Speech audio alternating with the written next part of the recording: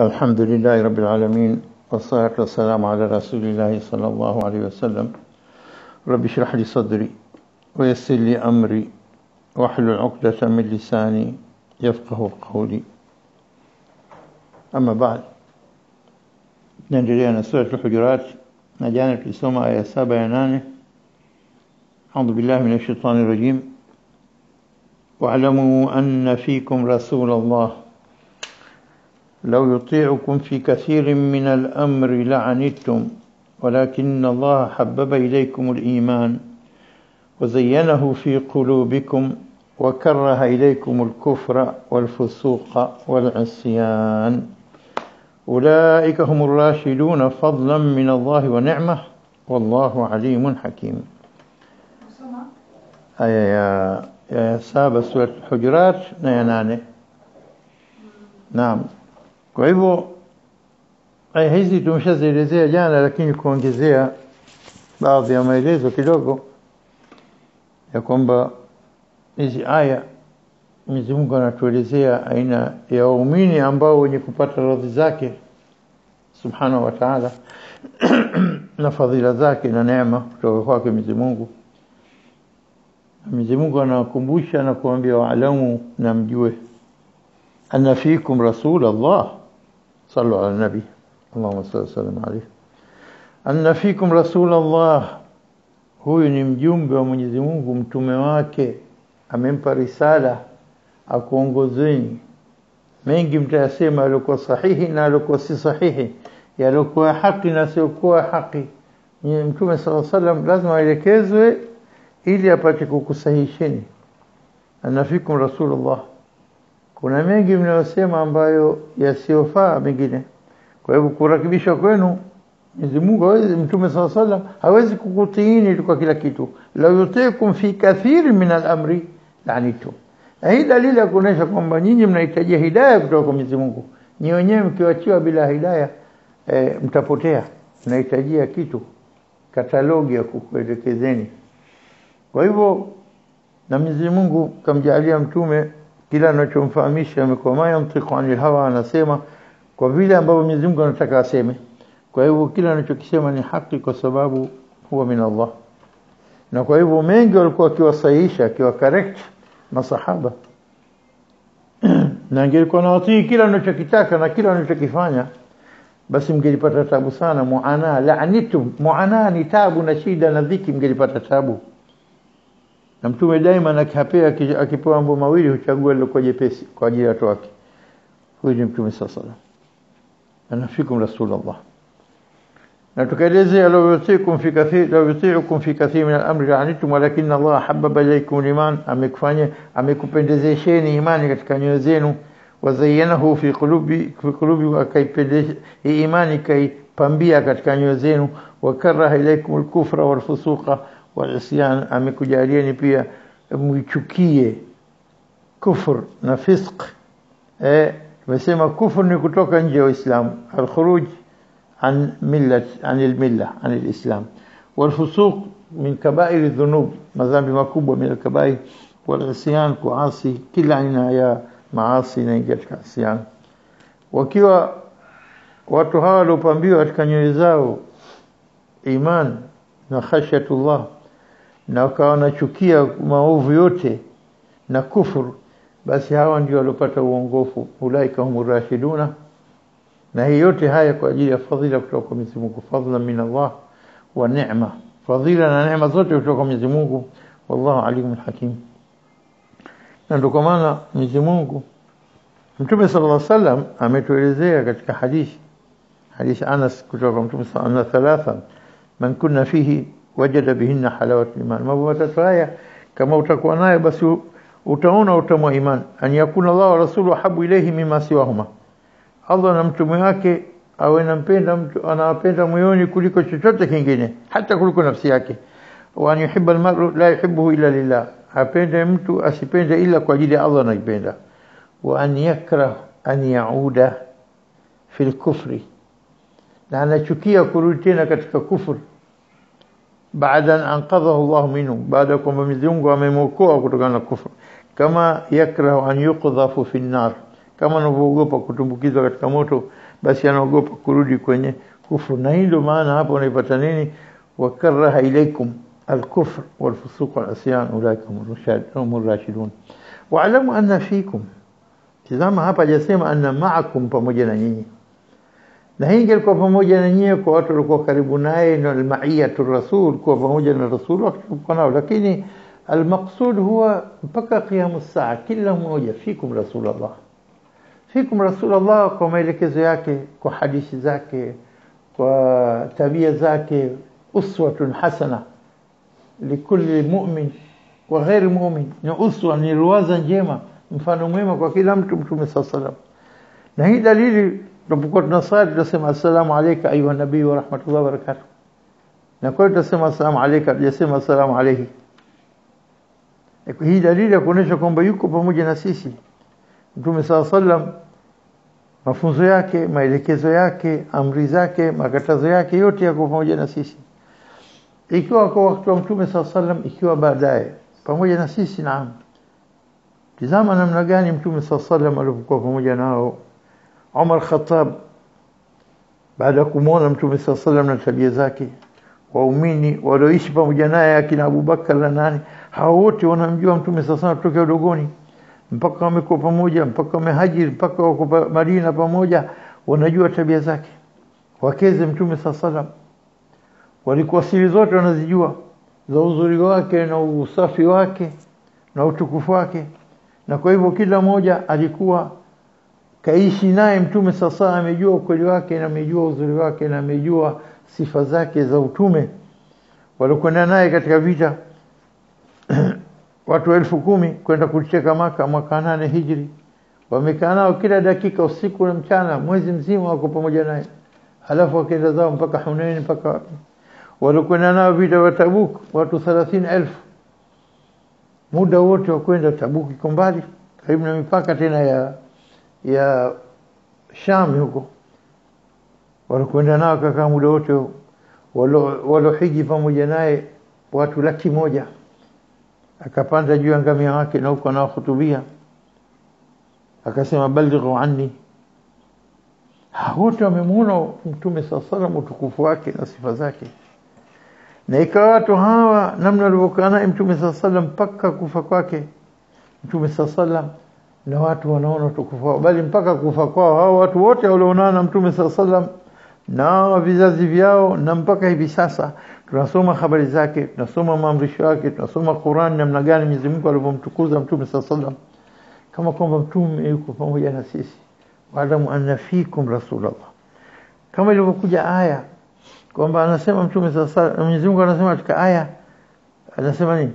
Laqad ja'akum rasulun min anfusikum, mwisho wa sura Tauba. Amekujeni mtume katika nafsi zenu, min, kutokana na nyinyi wenyewe nafsi zenu.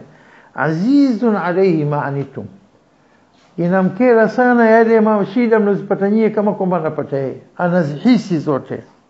Harisun alaykum, anachukua hima juu yenu. Bilmu'minina rauf rahim. Na imekuja pia katika aya nyingine, wa kaifa takfuruna, vipi mnaweza kukufuru wa antum tutla alaykum ayatullah, na hali aya za Mwenyezi Mungu zinasomwa kwenu. Wa fikum rasulu, na kwenu nyie yuko pamoja na nyie rasul, mtume wa Mwenyezi Mungu. Na ndio kwa maana Mwenyezi Mungu ametuamrisha kwamba nini? Kwamba Mtume sallam awe mnampenda kuliko kila kitu chenu, mpaka hata kuliko nafsi zenu. Na alipoulizwa na Mtume sallam, Umar Khattab, vipi unajiona imani yako? Akasema ya Rasulullah, mimi nakupenda kuliko mali yangu, kuliko watoto wangu, kuliko kila kitu. Na nafsi yako? Akasema ila nafsi yangu ya Rasulullah. Alikuwa anapenda kusema kweli tu, nafsi yangu naipenda zaidi. Akamwambia bado hujafika kwenye imani. Akaenda akafikiri, akatazama, akaja akamwambia ya Rasulullah, walladhi nafsi biyadihi, na hapa kwa yule ambaye nafsi yangu mkononi mwako, innaka la habu ilayya, bila shaka na kwa hakika wewe mtume ninakupenda zaidi min nafsi, kuliko nafsi yangu, wa ahli, na hali yangu, wa mali, na mali yangu, wa walidi, na baba yangu, wa waladi, na watoto wangu, wa nas ajma'in, na watu wote. akaambia al'an ya Umar, sasa iktamal imani yako imetimia. Ilikuwa ina upungufu kwamba ila nafsi yake kajiona bora, lakini al'an ya Umar sasa imetimia. Akasema Mtume sallallahu alayhi wasallam, walladhi nafsi biyadihi, na hapa kwa nafsi yangu ilikuwa katika mikono yake Mola subhanahu wa ta'ala, la yakmulu imanu ahadikum, haitimii imani ya mtu yote kati yenu, hata niwe nini, niwe mimi, hata akunu ahabu ilaykum min nafsi wa ahli wa mali wa naam.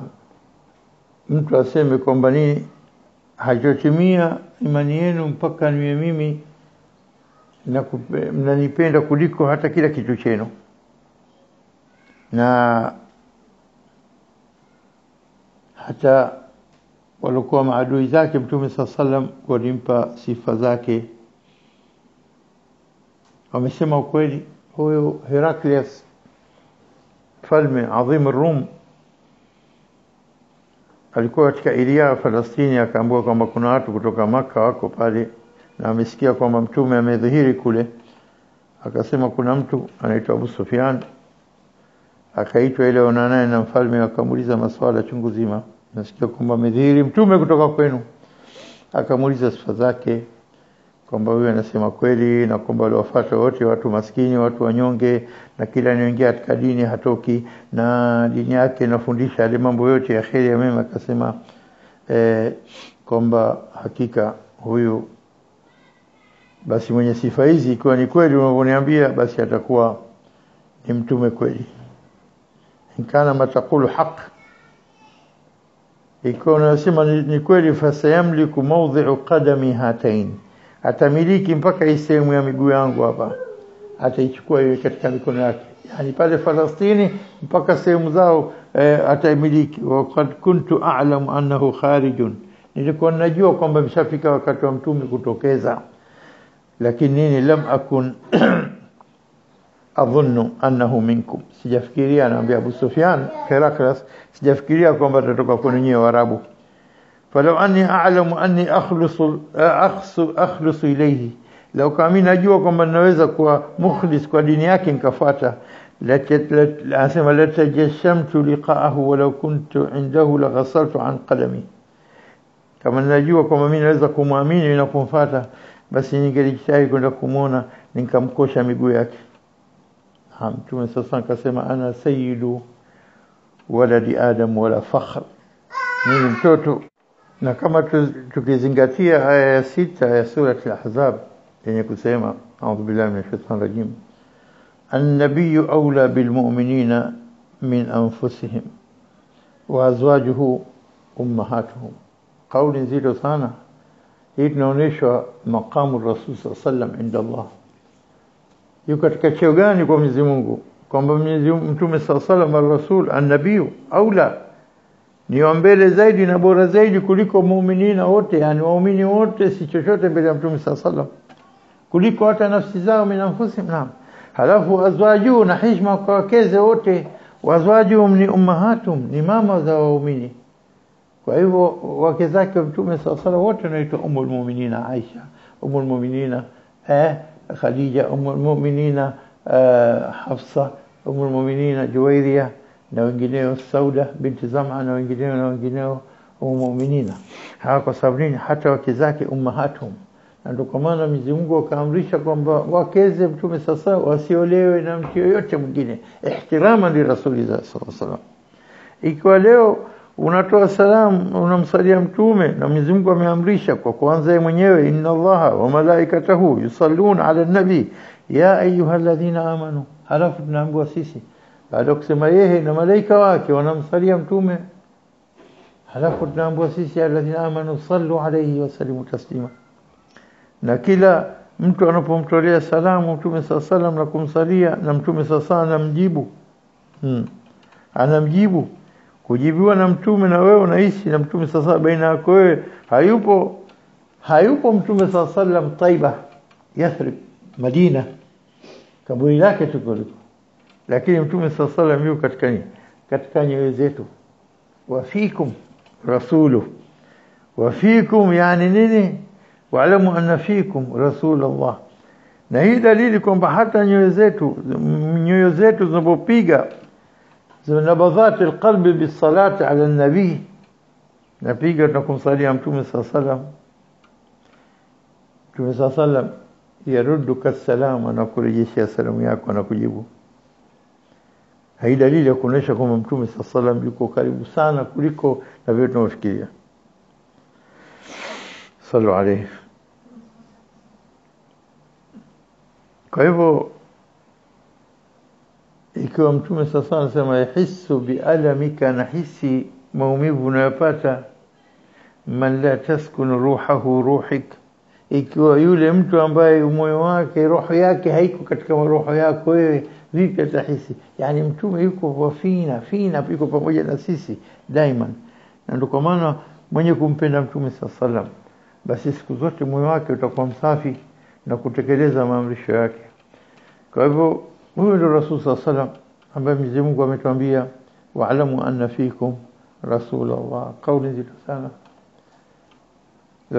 Law yusikum fi kathiri min al-amri la'anitum, ngelipata sababu kama anakutiini katika kila jambo, anakutiini taa yake juu yenu nyinyi kunasababisha muana, la'anitum, ngelipata tabu, ngelipata shida, ngelitabika. ولكن الله حبب إليكم الإيمان, amekupendezesheni imani, wazayyanahu, na kuipamba fi qulubikum, katika nyoyo zenu, wakara ilakum al-kufr wal-fusuq wal-isyan, kakufanyeni mchukie kufru na fusuq wal-isyan. Watu aina hiyo ulaika humur rashidun, hawa wamepata fadhila za Mwenyezi Mungu, waliongoka na kupata fadhila min Allah wa ni'ma, wallahu alimun hakim. Hii kuhusu aya tusoma jana 7 na 8. وإن طائفتان من المؤمنين اقتتلوا فأصلحوا بينهما فإن بغت إحداهما على الأخرى فقاتلوا التي تبغي حتى تفيء إلى أمر الله فإن فاءت فأصلحوا بينهما بالعدل وأقسطوا إن الله يحب المقسطين. هي آية 9. آية 9: وإن طائفتان من المؤمنين اقتتلوا فأصلحوا بينهما فإن بغت إحداهما على الأخرى فقاتلوا التي تبغي حتى تفيء إلى أمر الله فإن فاءت فأصلحوا بينهما بالعدل وأقسطوا إن الله يحب المقسطين.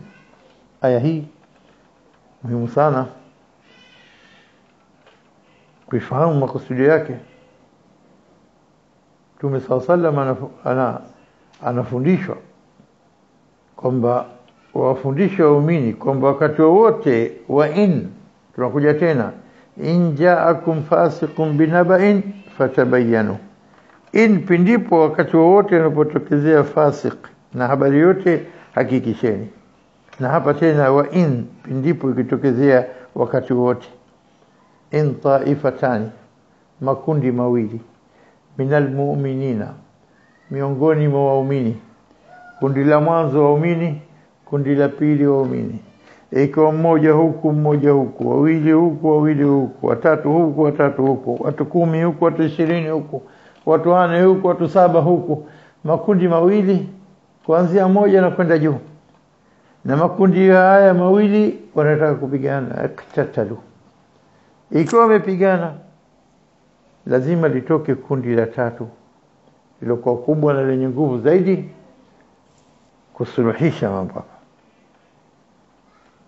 Hana dalili kwa faaslihu amri kutoka Mwenyezi Mungu, wasuluhisheni makundi mawili haya. Ina maana kwamba adamul islah baina an-nas ithm, kuto kufanya sulhu na kuchochea zaidi ni makosa makubwa, dhambi kubwa, lazima wapatanishwe na kundi la tatu, na hii ni fardh. Na alipokuja katika aya nyingine Mwenyezi Mungu anasema fattaqullah, mcheni Mwenyezi Mungu, wa aslihu dhata bainikum, na msalihishe baina yenu, wa atiu Allah wa rasulahu in kuntum mu'minin, kama kweli waumini. Yani hii dalili moja kwamba ili muumini lazima mumche Mwenyezi Mungu na msuluhishe baina yenu. na mumtii Mwenyezi Mungu na mtume wake. Mambo matatu umetaja katika aya mwanzo katika al-Anfal. Fattaqullaha wa aslihu dhata bainakum wa ati'u Allah wa rasulahu in kuntum mu'minin.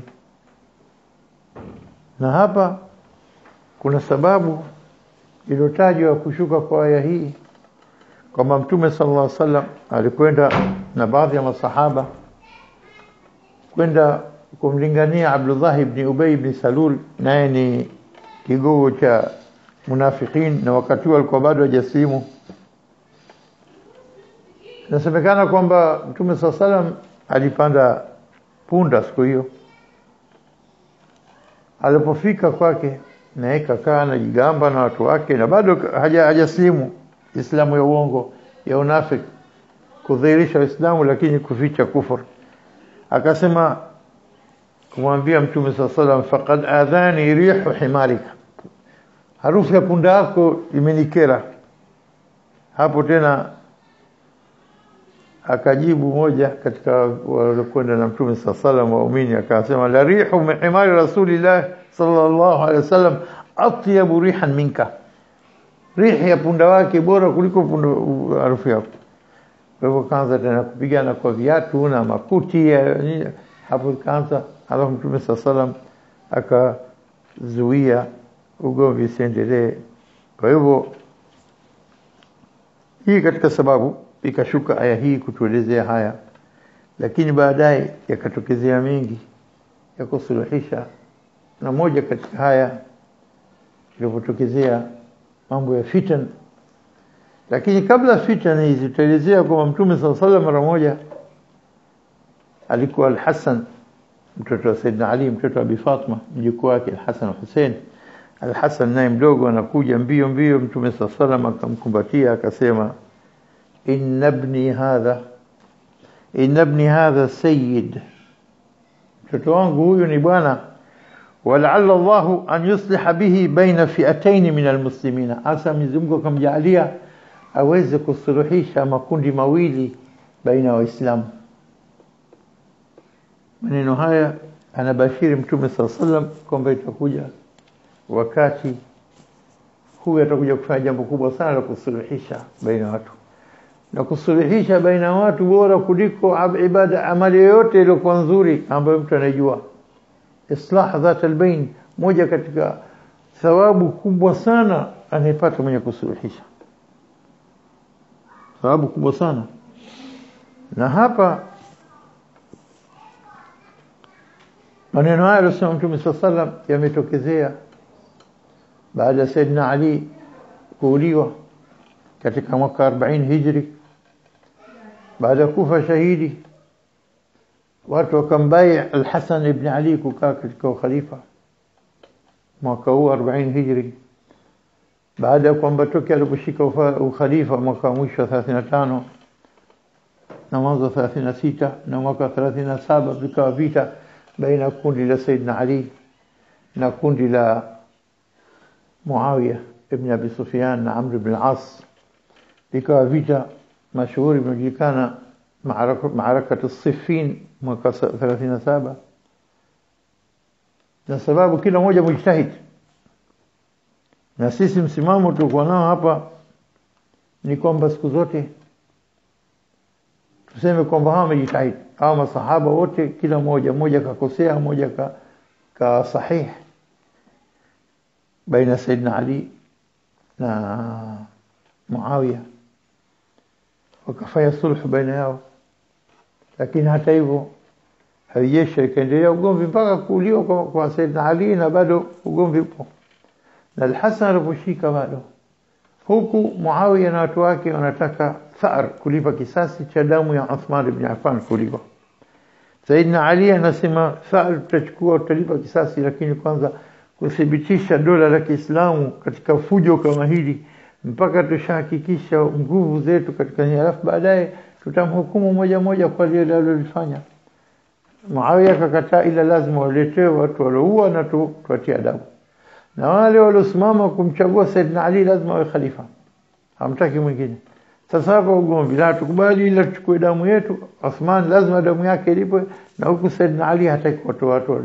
Ikawa ugomvi mpaka wasimamisha vita, katika pahala panaitwa Siffin katika mwaka 37 Hijri, pakawa vita vikubwa sana, fitna kubwa sana zikaingia.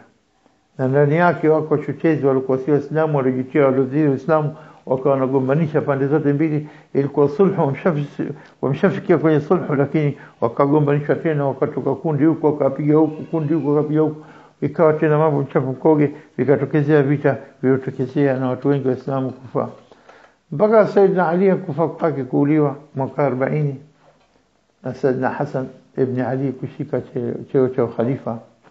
Kakaa miezi 6, 40 Hijri, huku Muawiya na jeshi lake, na huku Sayyidina Hassan na jeshi lake, mpaka wakaenda kukutana njiani, akawa tayari kutanazal na ukhalifa, kumpa cheo hicho khalifa Muawiya ibn Abi Sufyan, ili watu wote makundi mawili yarejea kwa kitu kimoja. Na shuruti zake kaweka kufuata kitabullah na sunna ya Mtume sallallahu na nyingi shuruti zake alizoweka, wakakubaliana, akatanazal, kawacha ukhalifa kwa ajili ya watu wa kitu kimoja. Na yale misdaqan liqauli Rasulillah sallallahu alaihi wasallam, kusadikisha maneno yake alipomkumbatia kijana mdogo, basi akasema inna ibni hadha sayyid, mtoto wangu huyu bwana, wala'alla Allahu an yusliha bihi baina fi'atayn min almuslimin, atamjalia asuluhishe na hii sayyid wa bwana, kwa sababu ile kwamba tupokuja kusilimisha kusuluhisha makundi mawili yakawa kitu kimoja. Hata ukaitwa mwaka 40 Hijri amul jamaa, au jamaa, watu wote kusanyika tena pamoja, ndio akashika ukhalifa Muawiya ibn Abi Sufyan kuanzia mwaka 40 mpaka mwaka 61, miaka 21 katika ukhalifa. Ndio kuhama ukhalifa kutoka katika upande wa Bani Hashim, upande wa Sayyidina Ali na Al-Hasan, kwenda kuna Bani Umayya, ikaendelea kuanzia mwaka 40 Hijri kwa muda 41 mpaka mwaka 132 nafikiri Hijri, miaka 91 ukhalifa umebakia katika familia za Bani Umayya, kina Marwan na kina Muawiya Abu Sufyan, abna al-am. Watu 14 wameshika ukhalifa katika period hii ya miaka 91 ya Umayyad Caliphate, khilafa ya Bani Umayya. Lakini Sayyidina Ali hapa ameweza kukusanya watu, na hayo yote mfano hiyo taifatani min almu'minina qatatalu, wamesuluhisha baina Sayyidina Ali na Muawiya, lakini vita vimepiganwa na watu wengi kupoteza roho. Hapa tunaambiwa katika aya hii, wa in taifatani min almu'minina qatatalu, hapa katumia mfumo muthanna, taifatani, taifa wa taifa, kundi na kundi. Halafu hajasema qtatala, makundi mawili yakapigana. Inapokuwa napigana ina involve kila mtu katika kundi lile, kwa hiyo imerudi katika jamii qtatalu. Wa in taifatani, makundi mawili, hajasema min almu'minina qtatala, la, iqtatalu, kwa sababu kila mmoja anashiriki, kila mmoja anashiriki katika vita. Fa aslihu, sulhisheni baina yao, voleta sulhu si kwa kila mtu, bainahuma, wale viongozi wao tunakuja fa aslihu bainahuma, imerudi tena katika muthanna, fa aslihu bainahuma. Fa in baghat ihdahuma, anapotaka moja kufanya baghi na dhulma, ihdahuma, moja katika makundi haya, taifa moja hili, ala al-ukhra, jua mwenziwe, anaonesha yeye ndio mdhalim, mdhulumu, hapo inatoka amri faqatilu allati tabghi, mpigeni vita yule ambaye anataka kufanya udhulma na uonevu.